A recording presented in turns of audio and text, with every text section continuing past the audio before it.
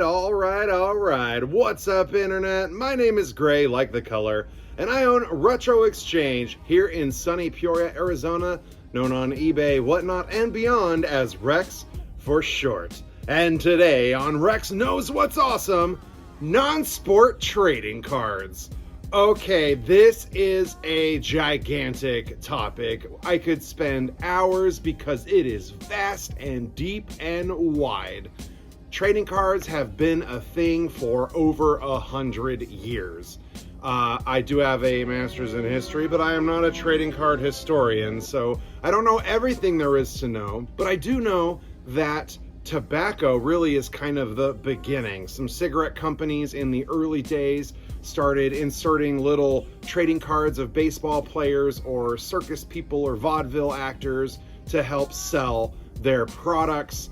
And it went on and on from there. Once you start getting into the pop culture explosion of the 1950s and 60s, TV shows and cartoons and comic books start to print trading cards. And I was born in 1980. Packs of trading cards have been throughout my entire life. They have taken many different forms. Of course, they kind of started with sports, right? We'll get to those in another episode. And then they go into all the realms of pop culture like TV, movies, celebrities, and other things like that. Back in the 90s, Richard Garfield figured out a way to take them and turn them into a game called Magic the Gathering. We'll get to that one too. But for today, it's just the general non-sport trading cards. Any of us kids of the 80s, these things were everywhere. I specifically remember a lot buying them from the ice cream man. Like, I have very vivid images of pocket change that I scoured from the couch, you know, buying one of those strawberry shortcake on a stick ice cream. Those things are incredible. And a pack of Garbage Pail Kids, right? Garbage Pail Kids, of course, is a big king of 80s non-sport trading cards. In the 90s, I've talked about this in several episodes before, we had a huge collection or adult collecting explosion, right? We've talked about it a lot here. Beanie Babies, McFarlane Spawn, etc. Trading cards were right along for that ride because one of the biggest IPs on the planet, Marvel, threw their hat in the ring in 1990 with Marvel Universe Series 1. And man, I could not get enough of those. They also instrumented something a little bit different in collecting: the chase, right? The thrill of the hunt.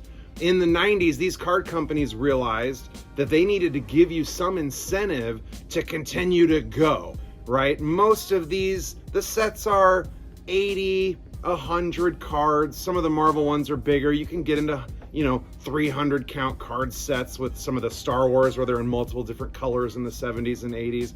But once you have your set done, why would you continue to buy? So these card companies, they figured it out, and they introduced the hologram. That 1990 Marvel Universe Series 1, there were 5 holograms you could find, and I'm telling you, if I could find 25 cents anywhere, I was getting a pack of those cards, trying to hunt down that Hulk versus Thing hologram, or the Punisher, or whatever. It was a massive amount of fun. One of the things that I love the most about a pack of cards, I think these days the kids call it FOMO, right? Fear of missing out. For me, you pick up the pack and they're really, who knows, right? Each one of these packs could have that illustrious chase card. That's what makes them so addicting. That's what makes them fun. And as far as like these examples here are all vintage 80s and 90s stuff, the amount of things covered here are absolutely insane. Like even low-level movies and toy lines got trading card sets. There's trading card sets for X-Files, the TV show. There's trading card sets for Hook, the Robin Williams, Julia Roberts, Peter Pan movie. There's trading card sets for Dragnet, the TV show, The Beatles, Batman, DC Comics, Yo MTV Raps, Welcome Back Kotter, Mork and Mindy. I mean, literally from Star Wars to X-Men and everything in between, there's probably trading cards for it. The other interesting thing, not so much anymore, it's slowing down, but throughout my career in the late 90s and especially the early 2000s, there was tonnage of this stuff sitting on pallets and in wholesale. Like in the early 2000s, it was not hard to find full factory sealed cases of a lot of these old boxes of cards. I don't know why that is, Maybe they had weird distribution. I do know they were available at a lot of different kind of places, right? Toys R Us and toy shops would have them. The Ice Cream Man had them. Video rental stores had them. Candy shops had them. Grocery stores had them. Gas stations had them. They were everywhere, so maybe that's why there was such an incredible amount of wholesale. We do whatnots for these about once a week because, you know, sealed boxes are out there. Some of them cost a pretty penny. You know, you want to buy old Star Wars or old Marvel or old Garbage Pail Kids, you're going to cough up some dough. But sometimes we'll do that and then we'll break them down and sell them to people by the pack, rip them on camera sometimes. It's a lot of fun. In fact, let's go do one of those right now. All right, guys, we've been talking about vintage cards. Let's rip some of this stuff so that you can experience it for yourself. Here's vintage. I think these are 1990, 1991, made by Impel. Yo Joe, G.I. Joe, Real American Hero.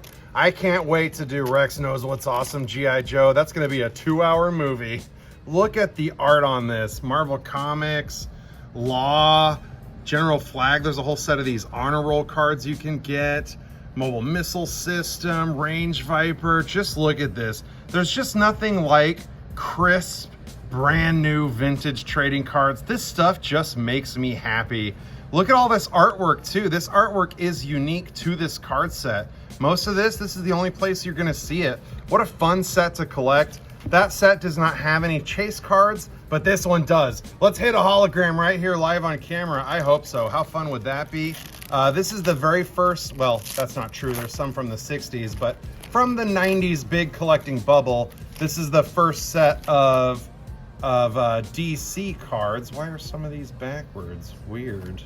All right, anyway, look at that. Nightwing, Mr. Nebula, Ice, some comic covers, first appearance of Green Lantern, Shazam, Modern Age Green Lantern. These are so cool. I collected these. Ah, no hologram.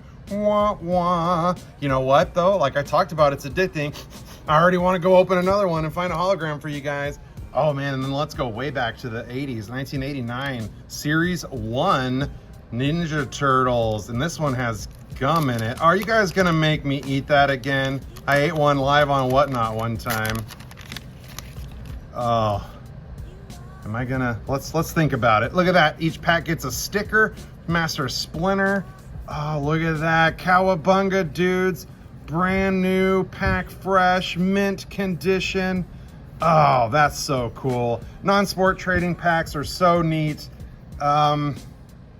Oh man, okay.